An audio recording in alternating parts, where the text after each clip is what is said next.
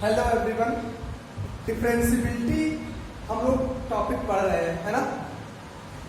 I hope हमने जो second lecture तक पढ़ा है डिफरेंशियबिलिटी में वो आप लोगों को समझ में आया होगा। ठीक है, थोड़ा सा हम लोग रिकैप करेंगे इसमें, रिकैप करेंगे कि क्या क्या हम लोगों ने डिफरेंशियबिलिटी में पढ़ा है। क्योंकि जब तक आप डिफरेंशियबिलिटी के थ्योरेटिकल पार्ट को नहीं सीखेंगे कि हम लोग डिफरेंशियबिलिटी करते क्यों हैं, तब तक डिफरेंशियबिलिटी को सिर्फ सॉल्व कर लेने का कोई फायदा नहीं है। सॉल्व करने से आपको नंबर तो मिल जाएंगे बोर्ड में, लेकिन नॉलेज नहीं रहेगी। ठीक है, तो पहले इसकी थ्योरी पार्ट को समझते हैं। थ्योरी पार्ट में आपने 2 दिन पढ़ा है, लेक्चर 1 और लेक्चर 2 में। हमने बताया होगा, एक टर्म बताया था कि अगर कोई फंक्शन किसी ओपन इंटरवल में डिफाइंड है और उस ओपन इंटरवल में अगर कोई पॉइंट सी पर अगर हमें फंक्शन की डिफरेंशियबिलिटी चेक करनी है,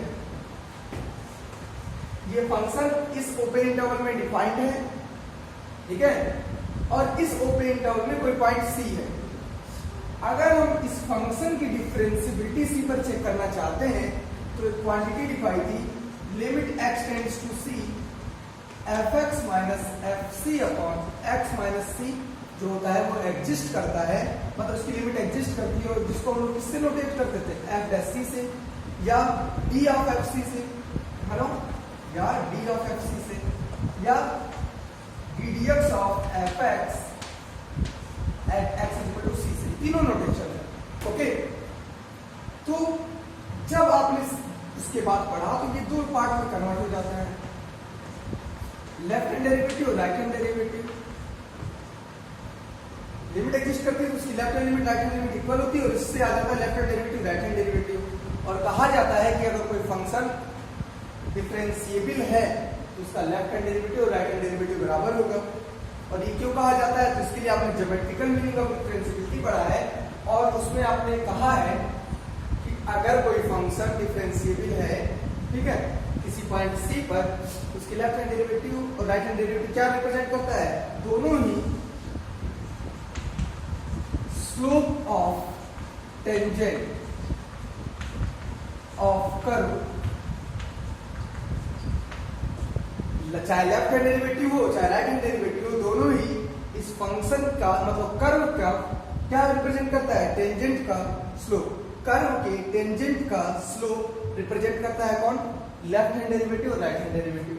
बस शर्त ये होती है कि लेफ्ट से टेंजेंट डिनोट करता है, ये राइट से।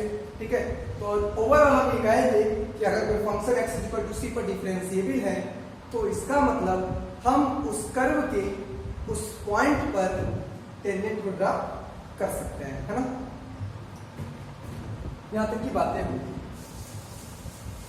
तो आपने लिखा है लास्ट में 10 अ फंक्शन fx, लास्ट वाले लेक्चर में आपने लिखा है, last topic, last conclusion, 10 a function fx is differentiable at x is equal to c if लिखा है, वो तो डिफरेंशिएबिलिटी में हो गया, left hand derivative right hand derivative equal होना चाहिए, और आपने उसी में बोला है लास्ट में कि 10 differentiation of a function fx at x is equal to c represents slope of tangent of curve at that point। ये आपने लिखा है, ठीक है। थोड़ा सा रिवाइज करते हैं। लास्ट में लिखा होगा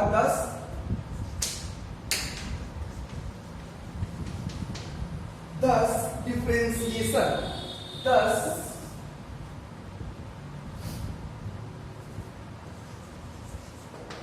differentiation of function fx, आपने लिखा है 10 differentiation of function fx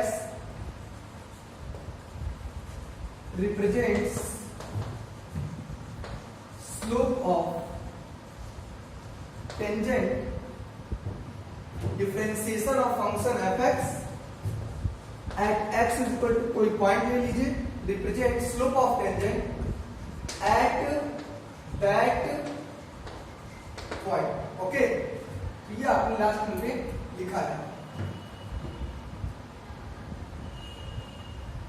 चलिए अब जो है हम लोग इसका मतलब समझते हैं। आपने लास्ट टाइम में ये लिखा है thus differentiation of function f x at x is equal to c represent slope of tangent at that point. Okay, चलिए इसको जो है हम लोग आगे बढ़ते हैं। इस लाइन का मतलब क्या हुआ? इस लाइन का मतलब हुआ कि अगर कोई फंक्शन है एफ एक्स, उस पर किसी पॉइंट पर हम डिफरेंशिएबिलिटी चेक कर रहे हैं, ठीक है, तो फंक्शन डिफरेंशिएबल होगा अगर उसकी left hand derivative right hand derivative बराबर हो। इधर से लेफ्ट हैंड डेरिवेटिव क्या रिप्रेजेंट करती है? Slope of tangent at that point from left side, और राइट हैंड डेरिवेटिव रिप्रेजेंट करती है slope of curve at that point from right side. तो जब तक लेफ्ट और राइट मिलेंगे नहीं तब तक हम दोनों को मिला करके स्लोप ऑफ टेंजेंट नहीं कर सकते, ठीक है। तो टेंजेंट कहने के लिए आप जब किसी कर्व पर टेंजेंट ड्रा करते हो तो जिस पॉइंट पर टेंजेंट होता है उसके लेफ्ट साइड में भी थोड़ी सी आगे तक और राइट साइड में भी थोड़ी सी पीछे तक लगता है कि फंक्शन पर या कर्व पर वो लाइन क्या कर रही है? टच कर रही है। लेकिन करती कितने पॉइंट पर है?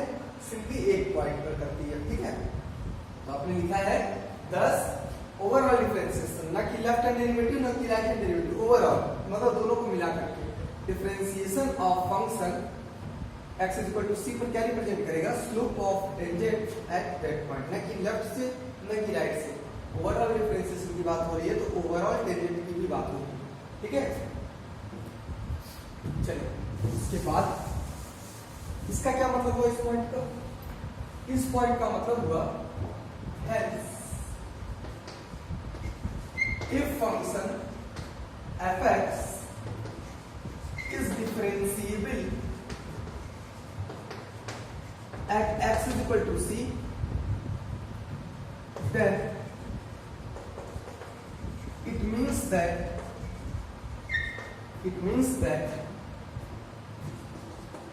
f(x) have no या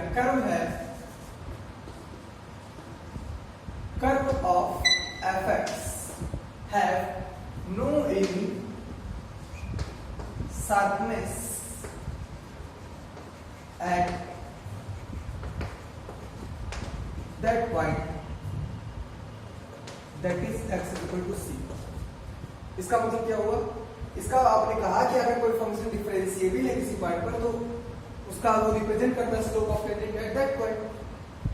अगर स्लोप ऑफ टेंजेंट को डिनोट करता है किसी पॉइंट पर, ठीक है, तो उस पॉइंट पर वो कर्व होगा, क्योंकि कर्व पर ही हम लोग टेंजेंट ड्रा कर पाते हैं, ठीक है। तो ये कहा गया है कि अगर function differentiable x is equal to c पर, तो इसका ये मतलब हुआ कि उस पॉइंट पर कर्व के पास कोई शार्पनेस नहीं होनी चाहिए,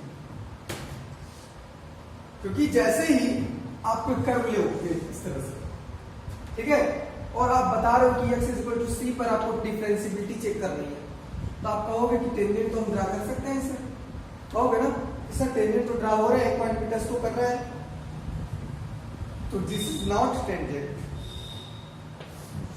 इस कर्व पर अगर हम ये लाइन खींच दें तो क्या ये टेंजेंट होगी? अब दिमाग कहेगा कि बिल्कुल होगा, क्योंकि एक पॉइंट पर टच तो कर रहा है, लेकिन आप सिंपली एक छोटे से लॉजिक के साथ ऐसे ही समझ सकते हैं बिना मैथमेटिक्स के कि टेंजेंट होने के लिए वो टच सिर्फ एक ही पॉइंट पे करता है, लेकिन लगता है कि वो एक से ज्यादा पॉइंट पर भी टच कर रहा है, तभी टेंजेंट होता है। लेकिन यहाँ पर सिंपली एक पॉइंट पर टच कर रहा है, ठीक है, तो ये टेंजेंट नहीं हुआ, इसमें शार्पनेस आ गई, और जिस कर्व में शार्पनेस आ जाती है उस कर्व को जहां पर शार्पनेस आती है वहां पर टेंजेंट ड्रा नहीं किया जा सकता। जैसे इस कर्व में अगर हम दूसरे कर्व की बात करें, इस कर्व की बात करें, यहाँ पर हर जगह से इसमें कर्वनेस है, हर जगह टेंजेंट ड्रा किया जा सकता है, यहाँ पर ड्रा नहीं किया जा सकता शार्पनेस आने के कारण, यहाँ नहीं किया जा सकता, यहाँ नहीं किया जा सकता, ठीक है, और कॉर्नर पर भी नहीं किया जा सकता है, कॉर्नर पर भी टेंजेंट ड्रा नहीं किया जा सकता है, क्योंकि सिंपली एक पॉइंट पे टच होगा, यहाँ पर भी नहीं ड्रा किया जा सकता, सिंपली एक पॉइंट पे टच हो रहा है, ओके। इसीलिए हम लोग किसी फंक्शन की जब बात करते हैं, जैसे मान लीजिए फंक्शन यहाँ से अगर डिफाइंड है, तो कॉर्नर पॉइंट मतलब बी और कॉर्नर पॉइंट मतलब ए की बात नहीं करते हैं, ठीक है, इसको छोड़ते हुए बात करते हैं, मतलब ओपन इंटरवल की बात करते हैं। ठीक है, तो मैंने लास्ट में बताया था स्टार्टिंग में ही कि आपको बताया जाएगा कि ओपन इंटरवल का क्यों यूज किया जाता है। हमने पहले लेक्चर में लिखा है ना कि a function f(x) is differentiable, a function f(x) is differentiable on open interval. Open interval क्यों लिखा है इसीलिए बताया है। क्लोज इंटरवल हम इसलिए नहीं लिखते हैं क्योंकि जब आप क्लोज इंटरवल लिख दोगे, जहां से स्टार्ट करोगे, ए से स्टार्ट करोगे फंक्शन और बी पे खत्म करोगे, ए और बी पर हम डेरिवेटिव नहीं खींच सकते, टेंजेंट नहीं ड्रा कर पाएंगे। इसको हम और ब्रीफली पढ़ेंगे इसके बाद। ठीक है, तो यहाँ पर जो हमारा टॉपिक था कि अगर कोई फंक्शन डिफरेंशिएबल है किसी पॉइंट पर, तो उसका मतलब क्या होता है, उसका मतलब होता है कि हम उस पॉइंट पर उस कर्व का टेंजेंट का स्लोप निकाल रहे हैं। ठीक है, और टेंजेंट अगर ड्रा किया जा रहा है तो मतलब इसका डिफरेंशिएबल किया जा रहा है किसी पॉइंट पर, और जिस पॉइंट पर डिफरेंशिएबल किया जा रहा है यानी टेंजेंट ड्रा किया जा रहा है, ठीक है, टेंजेंट ड्रा किया जा रहा है, तो टेंजेंट कहां पे ड्रा किया जाता है, जहां पे शार्पनेस ना हो। तो ये लिखा है अगर फंक्शन डिफरेंशिएबल है सी पर, तो कर्व के पास शार्पनेस नहीं होनी चाहिए उस पॉइंट। ओके, चलिए अब इसको प्रूफ कर लिया जाए कि अगर शार्पनेस होती है तो फंक्शन डिफरेंशिएबल क्यों नहीं होता। क्योंकि आप लोगों के मन में एक विचार तो आ रहा होगा ना, सीधा सीधा एक ख्याल आता होगा आपके मन में कि सर ने क्यों कहा कि टेंजेंट नहीं है। तो चलिए अभी हम इसको प्रूफ कर लेते हैं कि अगर किसी कर्व में शार्पनेस आती है तो जिस पॉइंट पर शार्पनेस आती है उस पॉइंट पर डिफरेंशिएबल नहीं होता है फंक्शन, मतलब उस पॉइंट पर टेंजेंट ड्रा नहीं किया जा सकता। ओके, चलिए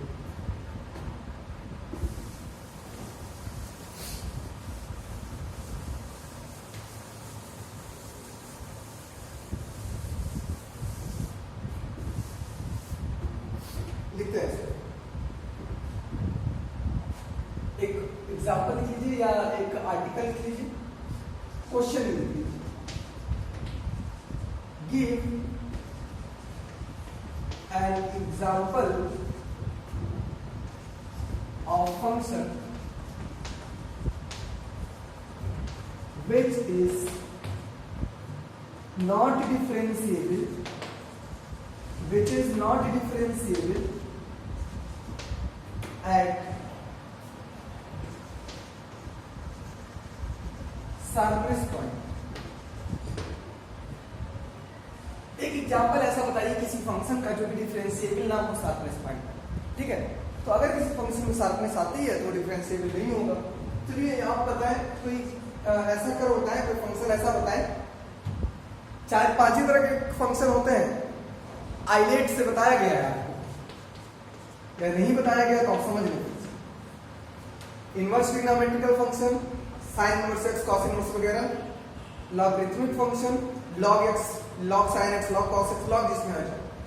अलजेब्राइक फंक्शन, अलजेब्राइक में सबसे ज्यादा होता है, इसमें मोनोमियल, बाइनोमियल, ट्राइनोमियल, पॉलिनोमियल, ठीक है, पॉलिनोमियल आएगा, ये आएगा, सारी चीजें होते हैं, क्वाड्रेटिक, लीनियर सब आते हैं, मॉडुलस भी आता है, मॉडुलस फंक्शन।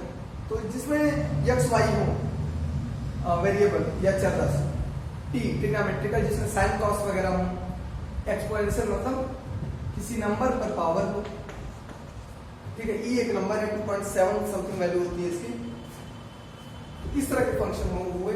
तो एक एग्जांपल आप बताएं जल्दी से, सोच करके बताएं। सबका ग्राफ तो आपको पता है ना, ये नहीं पता है तो पढ़ाया जाएगा। ठीक है, ग्राफ बताए, साइन कॉस में कहीं पर शार्पनेस आती है नहीं, इनवर्स ट्रिग्नोमेट्रिकल फंक्शन भी पढ़ाएंगे उसमें कहीं शार्पनेस नहीं आती है। ठीक है, कर्व ही होता है। ब्रेकिंग आती है, ब्रेकिंग आती है, शार्पनेस नहीं आती है, लेकिन तो और कौन सा बचा, सोचिए। एक फंक्शन लेते हैं हम, ठीक है, देखिए वैसे तो बहुत सारे हैं, एक लेते हैं। Let us consider a function f(x) is equal to mod of x minus 2। हमने क्या लिया, f(x) is equal to mod of x minus 2। अब इस क्वेश्चन जो आपने लिया है, ये क्वेश्चन इतना इंपॉर्टेंट है कि लगभग हर कंपटीशन में, IIT मेंस और एडवांस के या बाकी जितने भी मैथमेटिक्स के होते हैं एग्जाम, ठीक है, कॉम्पिटिटिव लेवल के, उसमें इस मॉड से रिलेटेड क्वेश्चन हर हाल में क्वेश्चन रहता है। बोर्ड में भी इस तरह के क्वेश्चंस अब आने लगे हैं क्योंकि ये बहुत इंटरेस्टिंग भी है और इसका जो है ग्राफ भी काफी आसान होता है। देखिए क्या है, let us consider a function f(x = mod of x - 2)। हमने ये फंक्शन लिया है, ठीक है, इसका ग्राफ खींचते हैं।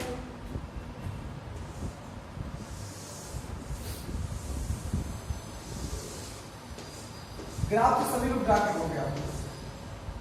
x y = f(x) 2 पर वैल्यू क्या आएगी, x की वैल्यू 2 लोगे तो f(x) की वैल्यू क्या आएगी 0। 3 ले लो वैल्यू 3 - 2 1, 4 ले लो 4 - 2 2, x की वैल्यू 1 ले लो 1 - 2 -1 1 - 1 का मॉड 1, 0 ले लो x की वैल्यू 0 - 2 -2 आ जाएगा 2, ठीक है। और भी ले सकते हो आगे पीछे। तो जब इसका ग्राफ खींचोगे 0 1 2 3 4, ठीक है, 0 1 2 3। चलो बताओ 0 पर वैल्यू कितनी आ रही है, 2 आ रही है, 0 पर वैल्यू 2 आ रही है। एक और ले लो -1 ले लो, तो -1 लोगे तो कितनी आएगी वैल्यू -3 का मॉड 3, ठीक है। चलो एक और ले लेते हैं -1, तो -1 ले रहे हो तो वैल्यू कितनी आएगी 3 आ रही है, ठीक है। 0 ले रहे हो तो कितनी आ रही है 2 आ रही है, 0 पर ले रहे हो तो कितनी आ रही है 2 आ रही है, ओके। 1 ले रहे हो तो वैल्यू 1 आ रही है, 1 ले रहे हो तो वैल्यू क्या आ रही है 1 आ रही है। 2 ले रहे हो तो वैल्यू 0 आ रही है, 2 ले रहे हो तो वैल्यू 0 आ रही है। फिर 3 ले रहे हो तो वैल्यू 1 आ जा रही है, फिर 3 ले रहे हो तो वैल्यू 1 आ रही है, और 4 ले रहे हो तो वैल्यू 2 आ रही है, ओके। तो जब इसको प्लॉट करोगे इस प्रकार से आ जाएगा ग्राफ, है ना, आसान ग्राफ। चलिए, तो जब इस कर्व को देख रहे हो आप तो मुझे बताने की जरूरत नहीं शार्पनेस कहां पर आ रही है, सीधे सीधे आप बता दोगे कि जब x की वैल्यू 2 है तो कर्व में शार्पनेस आ रही है ना। चलिए, तो सीधे सीधे एग्जाम में जब आपको कंपटीशन का आता है, इतना आसान नहीं आता कंपटीशन में मॉड का, ठीक है, लेकिन बोर्ड के लिए बहुत इंपॉर्टेंट है। तो सीधे सीधे बता दोगे कि x = 2 पर शार्पनेस है, ठीक है, 2 पर शार्पनेस आ रही है ना, और सीधे सीधे हमारा फंक्शन x = 2 पर डिफरेंशिएबल नहीं हो पाएगा। क्लियर? देखिए इसको प्रूफ करेंगे कैसे, अभी करवा देते हैं।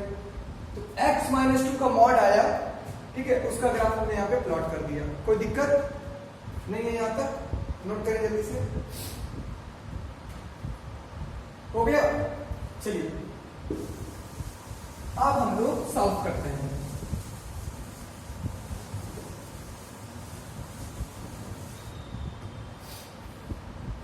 लिखेंगे क्या, curve of f(x) = mod of x - 2 have sharpness at x = 2. So we discuss differentiability at x = 2. Curve में जो है शार्पनेस आ रहा है 2 पर, इसीलिए हम लोग चेक कर रहे हैं डिफरेंशिएबिलिटी किस पर चेक करेंगे, 2 पर चेक करेंगे। चलिए चेक कर लेते हैं।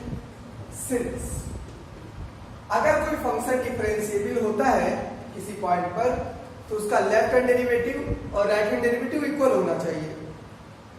देख लेते हैं 2 पर है कि नहीं, ठीक है। तो आप लिखोगे left hand derivative at x = c। ये आप पहले फार्मूला लिखोगे। सिंस अगर किसी फंक्शन की डिफरेंशिएबिलिटी x = c पर चेक करनी हो लेफ्ट से, तो आपके पास फार्मूला अवेलेबल है, limit h tends to 0 f of c - h - f of c upon -h। है ना फॉर्मूला। इसलिए left hand derivative at x is equal to c, नहीं किस पॉइंट पे चेक करना है, x पर। फार्मूला अच्छे से याद कर लीजिए, मैं हर क्वेश्चन में फार्मूला नहीं लिखूंगा, ठीक है।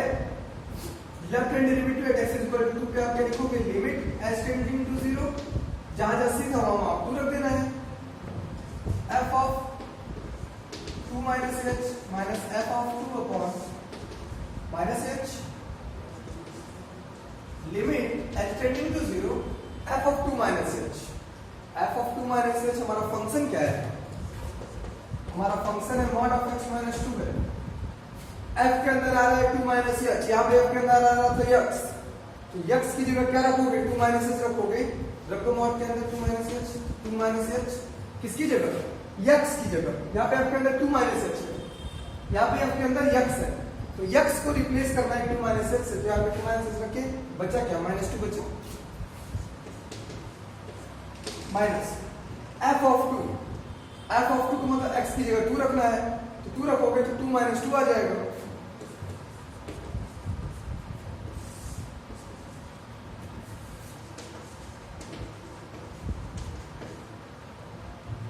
-2 कैंसिल, माइनस h का मॉड आएगा h, -0 खत्म, कितनी वैल्यू आ गई, -1, और -1 लिमिट से क्या होता है, इंडिपेंडेंट होता है, जिसकी वैल्यू आ गई -1। तो लेफ्ट हैंड डेरिवेटिव कितना है, -1 आ गया, लेफ्ट हैंड डेरिवेटिव कितना है, -1। ओके, नोट कर लें इसे, हो गया। चलिए राइट हैंड डेरिवेटिव कैलकुलेट करते हैं। लेफ्ट हैंड डेरिवेटिव आया है -1, ध्यान रखिएगा।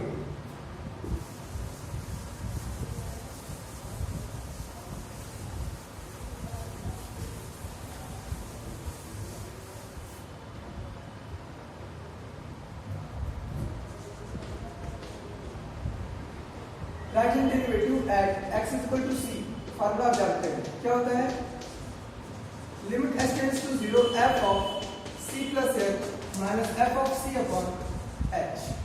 इसलिए right hand derivative at x is equal to क्या होगा, limit h tending to 0 f of 2 plus h minus f of 2 upon h। Okay, limit s tends to 0 f of 2 plus h, x की जगह 2 plus h रखना है, तो दीजिए यहाँ पे x की जगह 2 प्लस h, x की जगह 2 प्लस h, फिर -2, फिर f ऑफ 2, x की जगह 2 रखना है, 2 minus 2 अपॉन h, यहाँ पे आएगा h, 2 से 2 कैंसिल, 0, h अपॉन h, 1 is independent from limit s tends to 0। Okay, तो राइट हैंड डेरिवेटिव कितना आ गया, 1 आ गया। तो आपने चेक किया कि लेफ्ट हैंड डेरिवेटिव आया था -1, राइट हैंड डेरिवेटिव आया था +1, तो सिंस आप एक लाइन में लिख दोगे कि since left hand derivative not equal to right hand derivative at x is equal to 2, therefore mod of x minus 2 is not differentiable at x is equal to 2,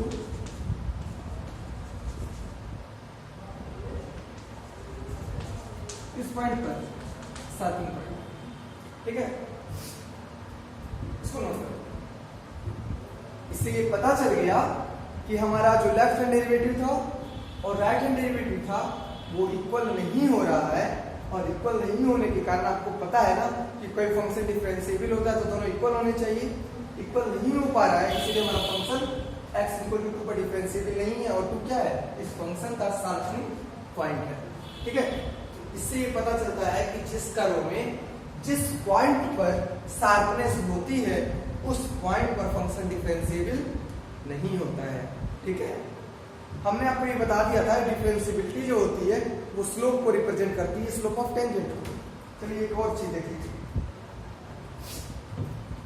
ये जो लाइन है, ठीक है, ये जो लाइन है, ध्यान दीजिएगा, ये जो लाइन है, लेफ्ट हैंड डेरिवेटिव आपने निकाला होगा मतलब 2 से जस्ट पहले, तो 2 से जस्ट पहले आप किसी पॉइंट पर जब टेंजेंट ड्रा करोगे, ध्यान देना ये थोड़ा सा फैक्ट है यहाँ पे, तो 2 से पहले, जैसे 2 से पहले किसी भी पॉइंट पर आप टेंजेंट ड्रा करोगे तो टेंजेंट तो ओवरलैप कर जाएगा लाइन का। लाइन का जो टेंजेंट होता है, जैसे ये लाइन है, इस लाइन का जो टेंजेंट होगा इस पॉइंट पर, इसी का ओवरलैपिंग लाइन होगी। और इस पॉइंट पर भी जब 2 से जस्ट आगे करोगे तो इसकी जो टेंजेंट आएगी वो भी ओवरलैप कर जाएगी। ठीक है, इस पॉइंट पर जो टेंजेंट आ रहा था वो +1 आ रहा था। +1 का मतलब स्लोप ऑफ टेंजेंट। ठीक है, आपने देखा स्लोप ऑफ टेंजेंट आ रहा था +1 राइट हैंड डेरिवेटिव का, आ रहा है ना। तो इस लाइन को जब आप देखोगे तो वो 45 डिग्री पर है कि नहीं। ठीक है, जब आप ग्राफ में प्लॉट करोगे तो 45 डिग्री आएगा। ठीक है, और इस लाइन का अगर हमें स्लोप निकालना हो कोऑर्डिनेट ज्योमेट्री से तो क्या लिखते हो, tan 45 लिखते हो।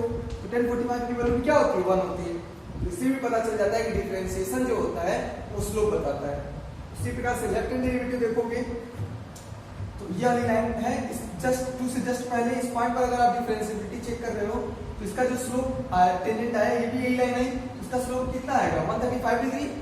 तो 135 अगर क्वाड्रेटिक ज्योमेट्री से निकालोगे तो tan 135 कितना आएगा -1, और जो कि लेफ्ट हैंड डेरिवेटिव आया था -1। उससे भी पता चल जाता है कि जो हमारा डिफरेंशिएशन है वो क्या रिप्रेजेंट करता है, स्लोप ऑफ टेंजेंट करता है। ठीक है, इसको नोट कर लो। हो गया, चलिए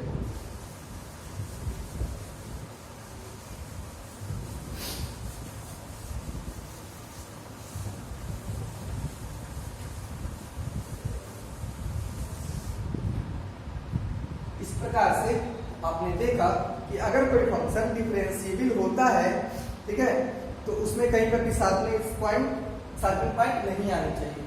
अगर किसी फंक्शन के कर्व में किसी पॉइंट पर शार्पनेस आ जाती है तो उस पॉइंट पर वो फंक्शन डिफरेंशिएबल नहीं हो पाता है। तो नोट में लिखेंगे आप नोट। इससे हमें एक रिजल्ट मिला। रिजल्ट क्या मिला कि mod of x - 2 is not differentiable at x = 2। x = 2 कैसे निकलेगा, ट्रिक देखिए। मॉड के अंदर जो वैल्यू आ रही है, क्या आ रही है, x - 2, उसको 0 कर दीजिए। ठीक है, मॉड को 0 कर दोगे या मॉड को 0 कर दोगे तो x की जो वैल्यू आएगी सॉल्व करने पर उस पार्ट पर हमारा फंक्शन डिफरेंशिएबल नहीं होता। तो आप ये लिखोगे note, x - k is not differentiable at x = 3। x - k को 0 करोगे, ठीक है, not differentiable at x - k = 0, that is x = 2। ये जो फंक्शन है वो डिफरेंशिएबल नहीं होगा x - k = 0, that is x = k पर, क्योंकि k पर इसमें शार्पनेस मिलेगी, शार्पनिंग पॉइंट मिलेगा। ठीक है, दूसरा mod of fx is not differentiable eight इस पॉइंट पर, जहां पर fx 0 हो जाएगा, उस पॉइंट पर हमारा जो फंक्शन होगा मॉड में वो डिफरेंशिएबल नहीं होगा। ओके, चलिए क्वेश्चन देख लेते हैं। एक क्वेश्चन देख लीजिए।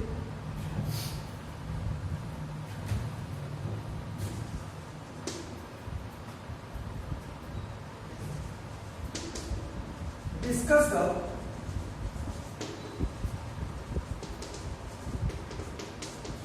Differentiability of mod sin x। ठीक है, बस डिस्कस करने के लिए कह रहा है कि आप डिस्कस कर दीजिए इस फंक्शन की डिफरेंशिएबिलिटी के विषय में। सॉल्यूशन आप क्या लिखोगे, सॉल्यूशन लिखोगे कि mod sin x is not differentiable, mod sin x differentiable नहीं होगा एट विच, जब sin x 0 हो जाए। ठीक है, मॉड के अंदर वाला वैल्यू 0 हो जाएगा तो फंक्शन डिफरेंशिएबल नहीं होगा। That is mod sin x is not differentiable at x = 2। आपको पता है जब sin x 0 होता है तो x की वैल्यू क्या होती है, ट्रिग्नोमेट्रिकल इक्वेशन याद आ रहा होगा।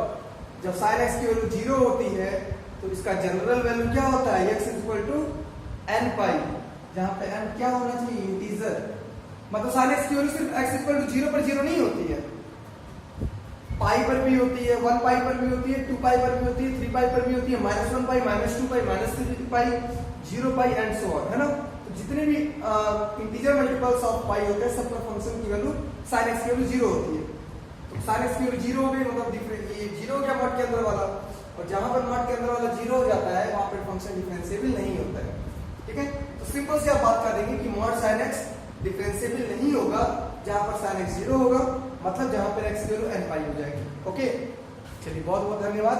आई होप ये टॉपिक आपको समझ में आया होगा, नहीं आया होगा तो आज ही इस टॉपिक को आप लोग कंफर्म कर लेंगे, पूछ लेंगे मुझसे। ओके, कल हम लोग न्यूमेरिकल क्वेश्चन को सॉल्व करेंगे। धन्यवाद।